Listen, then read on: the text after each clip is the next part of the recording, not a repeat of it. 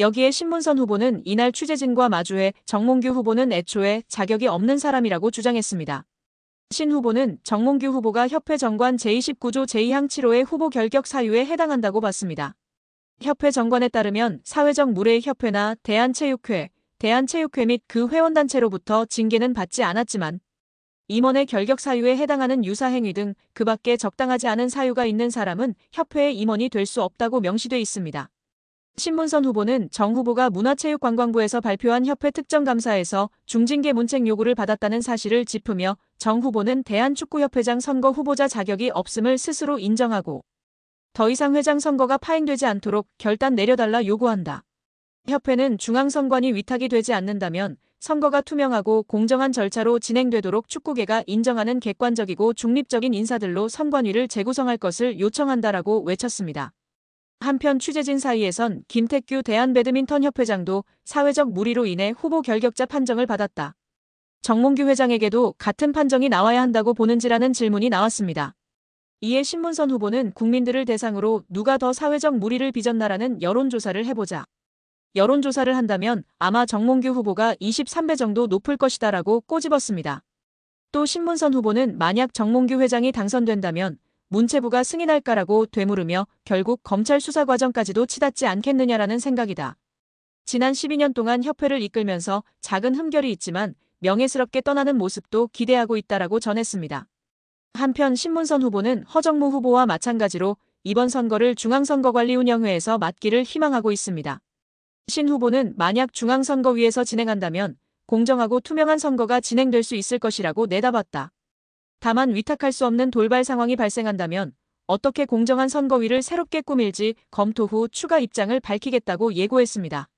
축구협회가 정관상 보수를 받을 수 없는 게 원칙인 비상근 임원들에게 자문료 명목으로 매달 수백만 원씩 급여성 고정 보수를 지급했다는 지적이 나왔습니다. 보수를 받은 임원들 중에는 국가대표 출신 최영일, 장회룡, 하석주, 이동국, 이영표, 이천수, 김병지 등을 비롯 축구 해설가 한준희 씨가 포함됐습니다. 이 같은 내용은 지난 5일 문화체육관광부가 발표한 대한축구협회 감사 결과에 들어있는데요. 문체부는 홍명보 축구대표팀 감독 선임 논란을 계기로 축구협회 운영 전반을 들여다본 바 있습니다. 축구협회가 2021년부터 올해 8월까지 비상근 임원 44명 중 34명에게 지급한 보수는 모두 28억 원. 축구협회는 정관과 임원 보수 규정에 의하면 별도 계약을 체결한 경우 비상근 임원이라도 보수를 지급할 수 있다고 주장했습니다. 문체부는 자문계약 대상자 선정이나 자문료 책정 기준을 공정하게 마련하지 않은 채 방만하게 보수를 지급했다고 비판했습니다. 이 기간 축구협회에서 가장 많은 자문료를 받은 비상근 임원은 위르겐 클린스만 감독 선임 당시 활동했던 마이클 밀러 전 전력강화위원장이었습니다. 2023년 축구협회와 2년간 연 25만 달러, 약 3억 4천만 원을 받는 자문 계약을 맺었습니다. 그는 올해 2월 아시안컵 이후 클린스만 감독이 경질될 때 함께 사퇴했고 1년 2개월간 약 3억 5천만 원을 수령한 것으로 드러났습니다. 밀러 이후 전력강화위원장을 맡은 정혜성 위원장은 월 1,500만 원을 받는 자문 계약을 맺었고 2월 말부터 6월 사임할 때까지 7,800만 원을 수령했습니다. 문체부는 두 전직 전력강화위원장이 받은 자문료가 축구협회 임원 보수 규정상 자문료 한도를 초과했다고 봤는데요. 규정에는 분과위원장 자문료 한도를 연 1억 원으로 정하고 있는데 이를 어겼다는 것입니다. 축구협회는 밀러는 당초 협회 지도자 강사로 계약했다가 협회 필요에 의해 전력강화위원장으로 선임했기에 지도자 강사 보수에 준하는 자문료를 책정했으며 정혜성은 전력강화위원장 역할과 책임, 전임자들 자문료 등을 고려해 책정했다고 설명했습니다. 축구협회 전현직 비상근 부회장들은 월 250만 800만 원을 자문료 형식으로 받았습니다. 가장 많은 금액을 받은 이는 1998 프랑스 월드컵 국가대표 출신 최영일 부회장인데요. 그는 2021부터 2022년엔 월 600만 원씩, 지난해와 올해엔 월 800만 원씩 받아 올해 8월까지 2억 9,600만 원 넘는 돈을 지급받았습니다. K리그 인천과 중국 충칭 감독 등을 지낸 장회룡 부회장은 2023년 부임한 이후 월 800만 원씩 받아 총 1억 2,700만 원을 수령했습니다. 함께 부임한 국가대표 출신 하석주 부회장과 축구 해설가 한준희 부회장은 각각 월 600만 원씩 총 9,560만 원을 받았습니다. 김병지 현 강원FC 대표이사는 2021년부터 2023년 1월 강원에 부임하기 전까지 비상근 부회장으로서 월 600만 원씩 총 1억 4,400만 원을 받았습니다.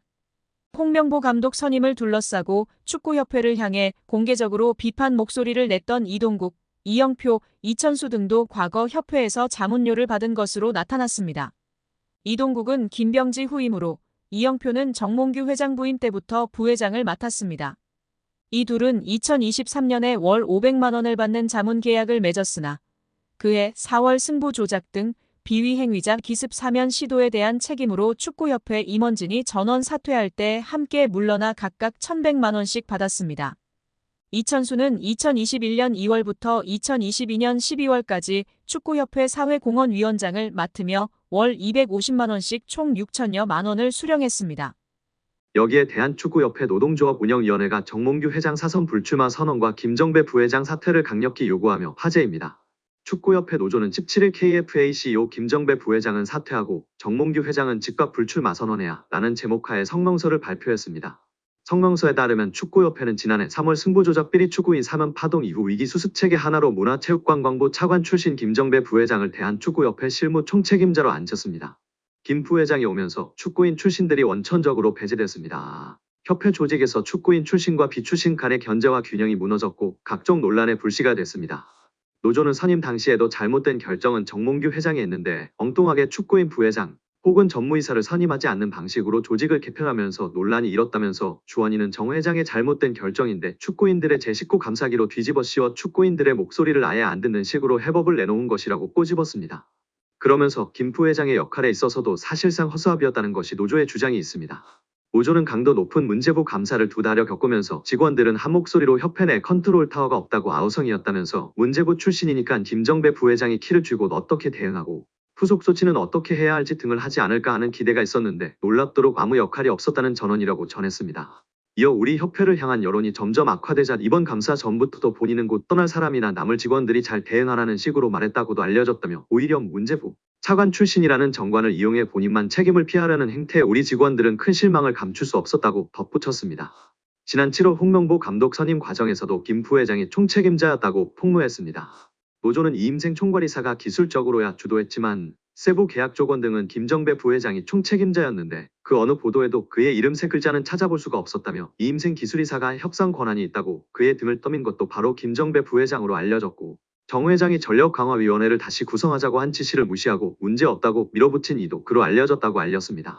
아울러 그런 사람을 부회장에 앉힌 정몽규 회장의 인사 실패는 결코 가볍다 볼 수 없다며 김정배 부회장은 축구팬과 축구인들에게 석고대죄하고 즉각 사퇴하고 정몽규 회장의 불출마 선언이 한국 축구 정상화의 첫걸음임을 잊지 말아야 할 것이라고 강력 경고했습니다.